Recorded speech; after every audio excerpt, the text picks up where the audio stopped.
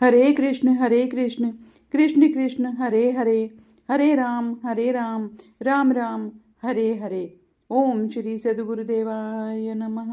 ओम श्री गणेशाय नमः।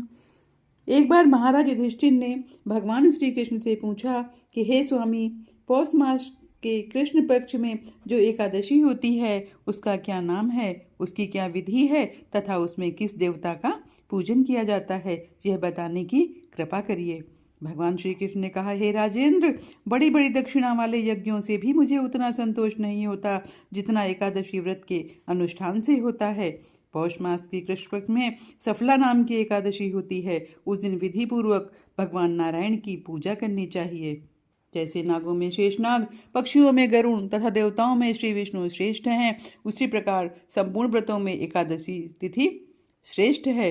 हे राजन, सफला एकादशी को नाम मंत्रों का उच्चारण करके नारियल के फल, सुपारी, बिजौरा तथा जमीरा, नींबू, अनार, सुंदर, आंवला, लौंग, बेर तथा विशेषतः आम के फलों और धूप दीप से श्री हरि का पूजन करना चाहिए। सफला एकादशी को विशेष रूप से दीपदान करने का विधान है।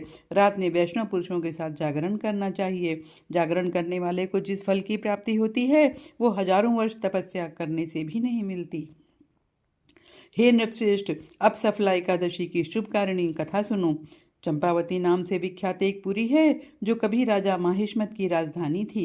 राजर्षि माहिष्मत के 5 पुत्र थे। उनमें जो श्रेष्ठ था वो सदा पाप कर्म में ही लगा रहता था, पर स्त्रीगामी और वेश्यासक्त था। उसके पिता ने उसने पिता के धन को पाप कर्म में ही खर्च किया। वो सदा दुराचरण, पारायण तथा वैष्णवों और देवताओं की निंदा किया करता था। अपने पुत्र को ऐसा पापाचारी देख करके राजा महिष्मत ने अपने राजकुमारों में उसका नाम लुम्भक रख दिया। फिर पिता और भाइयों ने मिलकर के उसे राज्य से बाहर निकाल दिया। लुम्भक गहन वन में चला गया। वहीं रहकर उसने प्रायः समूचे नगर का धन लूट लिया। एक दिन जब वह रात में चोरी करने के लिए नगर में आया तो सिपाहियों ने उसे पकड़ लिया, किंतु जब उसने अपने आप को राजा माहिष्मत का पुत्र बताया तो सिपाहियों ने उसे छोड़ दिया। वह फिर वन में लौट आया और मांस तथा वृक्षों के फल खाकर जीवन निर्वाह करने लगा। उस दुष्ट का विश्राम स्थान पीपल वृक्ष के निकट था। वह पीपल का वृक्ष बहुत वर्षों पुराना था। उस वन में वह वृक्ष एक महान देवता माना जाता था।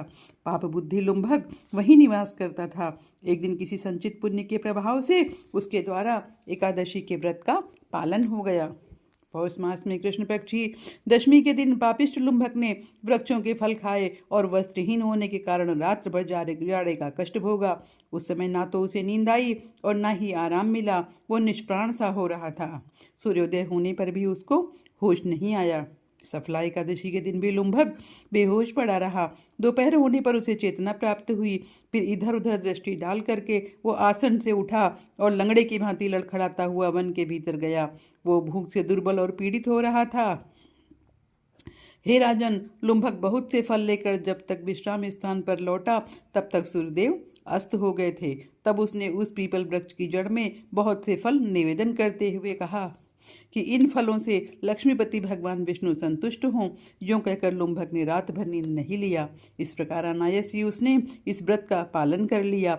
उस समय सहसा आकाशवाणी हुई कि हे राजकुमार, तुम सफला एकादशी के प्रसाद से राज्य और पुत्र प्राप्त करोगे। बहुत अच्छा कहकर उसने वह वरदान स्वीकार किया। इसके बाद उसका रूप दिव्य हो गया। तब से उसकी उत्तम बुद्धि भगवान विष्णु के भजन में लग गई। दिव्य आभूषणों से सुशोभित होकर के उसने निष्कंटक राज्य प्राप्त किया और 15 वर्षों तक वह उसका संचालन करता रहा।